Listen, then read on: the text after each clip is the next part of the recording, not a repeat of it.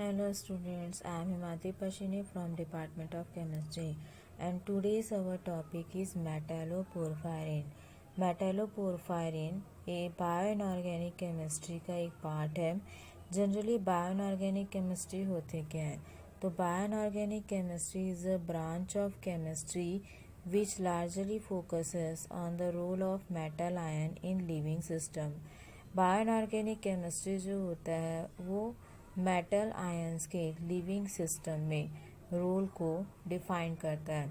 Generally जितने भी metal जो अर्थ में प्रेजेंट है और जिन्हें हमारे पीरियोडिक टेबल में स्थान दिया गया है उसकी हम स्टडी करते हैं। साथ ही हम ये भी स्टडी करते हैं कि इन मेटल्स आयन का हमारे लिविंग सिस्टम पर क्या इम्पोर्टेंट रोल्स हैं, जिनमें से एक आता है मेटालोपोरफायरिन। मेटालोपोरफायरिन की स्टडी करने के पहले हम जानेंगे पोरफीन क्या होते हैं। पोरफीन जिसका जनरल फार्मूला है C20H14N4, ये पोरफीन का फार्मूला है। पोरफीन क्या होते हैं? It is consist of 4 pyrrole ring joint together by 4 methine group. Porphine जो होते हैं जिनमें 4 पैरल रिंग से मिलकर बने होते हैं, जिनमें 4 मिथाइन ग्रुप आपस में जुड़े हुए रहते हैं। ठीक है, मिथाइन ग्रुप का फॉर्मूला होता है double bond CH single bond.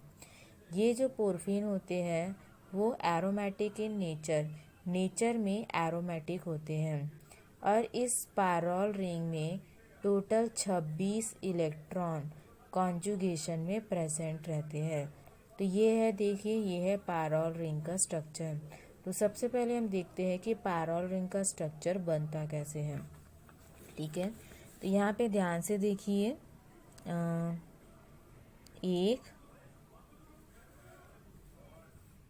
तो पोरफीन का स्ट्रक्चर बनाने के लिए सबसे पहले हम यहाँ पे पैरल रिंग बनाएंगे।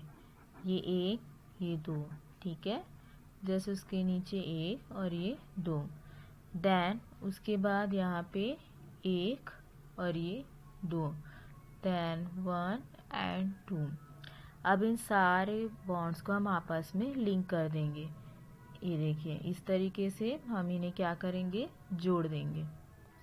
तो ये हमारी बन गई 4 पैरल रिंग और इन 4 पैरल रिंग को हम आपस में जोड़ देंगे। तो ये हो गया 1, 2, 3। ये जो 4 पैरल रिंग है वो 3 बॉन्ड के थ्रू आपस में क्या रहते हैं, कनेक्टेड रहते हैं। ठीक है, ये बन गई हमारी पैरल की रिंग। अब यहाँ पर ध्यान से देखिए, इस स्ट्रक्चर में देखिए यहाँ पे बॉन्ड्स प्रेजेंट है। तो यहाँ पे भी हम बॉन्ड बना देंगे। ये हमारा पहला बॉन्ड, ठीक है, यहाँ पे हमारा आ जाएगा दूसरा बॉन्ड, यहाँ पे आ जाएगा तीसरा बॉन्ड, यहाँ पे आ जाएगा चौथा बॉन्ड, यहाँ पे हमारा 5वां बॉन्ड, ये है 6वां बॉन्ड, ये है 7वां, ये है हमारा 8वां बॉन्ड, ये हमारा 9वां बॉन्ड, ये 10वां और ये है 11वां बॉन्ड। आप सभी जानते हैं कि डबल और सिंगल बॉन्ड जो होते हैं वो अल्टरनेट फॉर्म में प्रेजेंट रहते हैं। ठीक है, यहाँ पे हमारा एक हाइड्रोजन प्रेजेंट है और यहाँ पे हमारा एक हाइड्रोजन प्रेजेंट है और यहाँ पे हमारा नाइट्रोजन जिसके पास 2 लोन पेयर ऑफ इलेक्ट्रॉन है, यहाँ पे भी नाइट्रोजन जिसके पास 2 लोन पेयर ऑफ इलेक्ट्रॉन है। यहाँ पे आप देख सकते हैं नाइट्रोजन जिसकी 5 वैलेंसी कंप्लीटेड है और इस नाइट्रोजन की भी 5 वैलेंसी कंप्लीटेड है, लेकिन यहाँ पे नाइट्रोजन की वैलेंसी इनकम्प्लीट होती है। सॉरी, यहाँ पे आएगा हमारा नाइट्रोजन, यहाँ पे भी आएगा नाइट्रोजन, ठीक है, लेकिन इस नाइट्रोजन के साथ एक हाइड्रोजन एटम जुड़ा हुआ रहता है इस तरीके से। ठीक है, इस स्ट्रक्चर में देखिए यहाँ पे नाइट्रोजन की 5 वैलेंसी कंप्लीट होने के कारण ये अपने लोन पेयर के साथ प्रेजेंट है और यहाँ पे भी नाइट्रोजन अपनी वैलेंसी कंप्लीट होने के कारण लोन पेयर के साथ प्रेजेंट है, लेकिन यहाँ पे नाइट्रोजन की वैलेंसी इनकम्प्लीट होने के कारण यहाँ इस पोजीशन पे और इस पोजीशन में इनकम्प्लीट होने के कारण इनके साथ एक एक hydrogen atom as a bond के फॉर्म में प्रेजेंट रहते हैं। क्लियर है? अब मैंने पहले ही बताया था कि यहाँ पर 26 इलेक्ट्रॉन जो है वो कॉन्जुगेशन में प्रेजेंट रहते हैं। तो 26 इलेक्ट्रॉन देख लीजिए, 1, 2, 3, 4 5 6 7 8 9 10 11, टोटल 11 बॉन्ड है। तो ये हो जाएगा 11 into 2 is equal to 22, total 22 electron हो गया। अब यहाँ नाइट्रोजन के दो और इस नाइट्रोजन के दो, तो 2 + 2 is equal to 4, 22 + 4 is equal to 26। It means यहाँ पे टोटल 26 इलेक्ट्रॉन क्या है, कॉन्जुगेशन में प्रेजेंट है। अब यहाँ पे देखिए क्या लिखा है, ये जो इस स्ट्रक्चर में ये आप देख रहे हैं, ये है एक बॉन्ड, ये दूसरा, ये तीसरा और ये चौथा, ठीक है।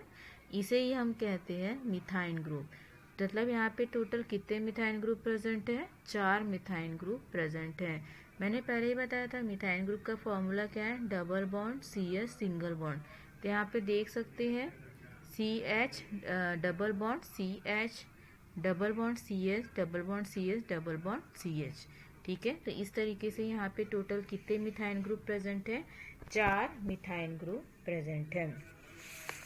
अब आगे देखिए यहाँ पे दिया है nitrogen uses there electron in conjugation. जो नाइट्रोजन होता है, नाइट्रोजन के जो लोन पेयर ऑफ इलेक्ट्रॉन होते हैं वो एज अ कॉन्जुगेशन में पार्टिसिपेट करते हैं। क्लियर है। दूसरी चीज़, इस स्ट्रक्चर में आप देख सकते हैं कि ये जो हाइड्रोजन है जो कि नाइट्रोजन के साथ जुड़ा हुआ है, ये हाइड्रोजन भी नाइट्रोजन के साथ जुड़ा हुआ है, ठीक है। तो ये नाइट्रोजन हाइड्रोजन के साथ बॉन्ड बनाने के कारण ये एसिडिक होते हैं नेचर में, और ये जो नाइट्रोजन है जिनके पास लोन पेयर ऑफ इलेक्ट्रॉन है वो होते हैं बेसिक इन नेचर। क्लियर है। चूँकि ये अपना वैलेंसी कंप्लीट कर चुके हैं, जिसके कारण इस नाइट्रोजन का जो नेचर होता है वो कैसा होता है, बेसिक होता है। लेकिन ये जो नाइट्रोजन है जो हाइड्रोजन के साथ बॉन्ड के फॉर्म में प्रेजेंट है वो एज अ नेचर में कैसे होते हैं, एसिडिक होते हैं। देन यहाँ पे दिया है conjugation system and dub colour, ठीक है। ये जो हमारा पैरोल रिंग है वो कैसा होता है, एज अ कॉन्जुगेशन सिस्टम के फॉर्म में प्रेजेंट होते हैं। जनरली हम इन्हें नॉमेनक्लेचर भी करते हैं। अगर हम इन्हें काउंट करें तो सपोज यहाँ पे 5, यहाँ पे 10, यहाँ पे 15 और यहाँ पे 20। आप कहीं से भी काउंट करेंगे तो 5 का यहाँ पे डिस्टेंस मिलेगा, 5, 10, 15, 20। क्लियर है। या फिर हम इसे कह सकते हैं अल्फ़ा, इसे हम कह सकते हैं बीटा, इसे हम कह सकते हैं गामा, या फिर इसे हम कह सकते हैं डेल्टा, ठीक है। तो इस तरीके से हम इसे क्या करते हैं, नॉमेनक्लेचर करते हैं। अब देखिए इसके बारे में कुछ लिखा है नीचे, the methine carbon position are labelled as alpha beta gamma and delta, और 5, 10, 15 और 20। जैसा कि मैंने पहले बताया कि हम इसे किस तरीके से डिनोट करेंगे, 5, 10, 15, 20 या फिर अल्फ़ा बीटा गामा डेल्टा से डिनोट करेंगे।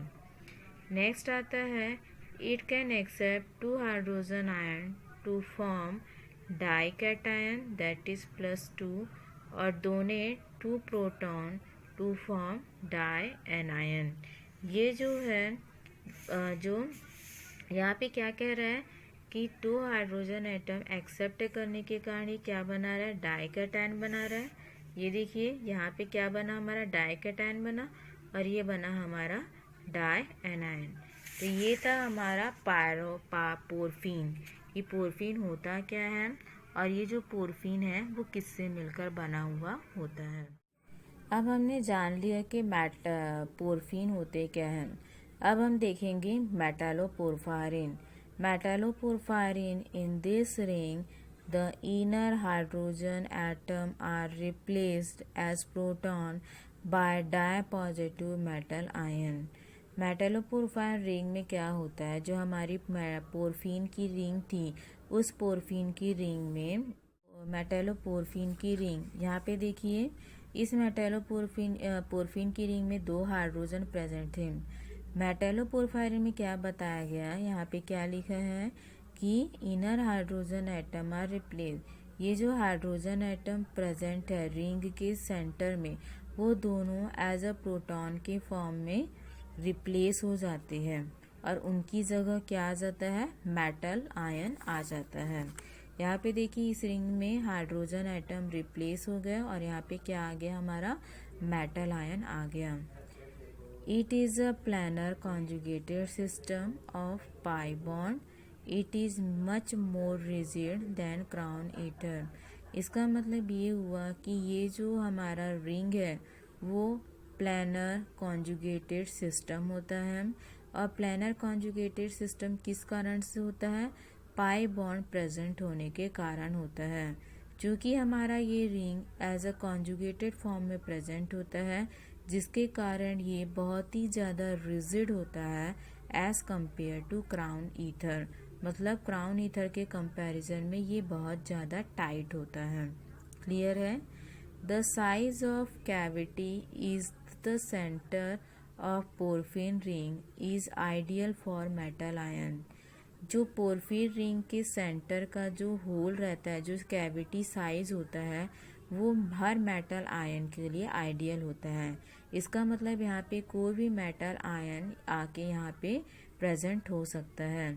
यहाँ पे आप देख रहे हैं ये जो मेटल है वो इस नाइट्रोजन और इस नाइट्रोजन के साथ बॉन्ड बनाता है, लेकिन इस नाइट्रोजन और इस नाइट्रोजन के साथ ये एज अ डॉटेड बॉन्ड के फॉर्म में प्रेजेंट रहता है, क्योंकि ये दोनों नाइट्रोजन अपना लोन पेयर ऑफ इलेक्ट्रॉन किसको शेयर करते हैं, इस मेटल आयन को शेयर करते हैं और इसके साथ बॉन्ड बनाते हैं। लेकिन ये दोनों नाइट्रोजन जो है वो अपना लोन पेयर ऑफ इलेक्ट्रॉन अपने ही पास रखते हैं, जिसके कारण यहाँ पे बॉन्ड तो दिखता है लेकिन वो डॉटेड के फॉर्म में होता है। Distance between nitrogen and central metal is about 2 angstrom. इस नाइट्रोजन और सेंटर मेटल आयन के बीच की जो दूरी होती है वो कितनी होती है, 2 एंगस्ट्रॉम होती है। आगे देखिए, if the 2 nitrogen give up their hydrogen, the 4 central nitrogen atom can act as a ligand. जब ये दोनों नाइट्रोजन, आप देख सकते हैं ये दोनों नाइट्रोजन जहाँ क्या जिससे क्या प्रेजेंट थे, हाइड्रोजन एटम प्रेजेंट थे, जब ये अपना हाइड्रोजन रिप्लेस कर देते हैं एज अ प्रोटॉन के फॉर्म में, तब ये चारों नाइट्रोजन जो है वो लिगेंड की तरह काम करते हैं। If metal ion not bond with nitrogen then compound is called as free पोरफिन।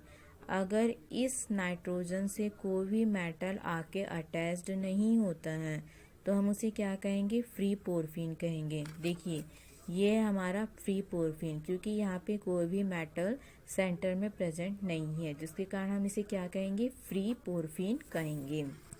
Next आता है, in porphin ring nitrogen hydrogen bond are acidic in nature. मैंने पहले भी बताया था कि ये नाइट्रोजन और हाइड्रोजन बॉन्ड जो होते हैं वह एज अ नेचर में एसिडिक होते हैं। ठीक है। Porphin ring are rigid because of the delocalisation of pi electron. यहाँ पे पाई इलेक्ट्रॉन के डीलोकलाइजेशन के कारण हमारा जो पोरफिन रिंग होता है वो रिजिड होता है as compare to crown ether. It is more rigid than the crown ether. जो हमारा मेटलो पोरफायरिन है वो क्राउन ईथर के कंपैरिजन में बहुत ही ज़्यादा रिजिड होता है, और रिजिड होने के कारण ये है कि ये जो हमारा सिस्टम है वो कॉन्जुगेशन में प्रेजेंट होता है, और कॉन्जुगेशन में प्रेजेंट होने का कारण है delocalisation of pi electron. Thank you.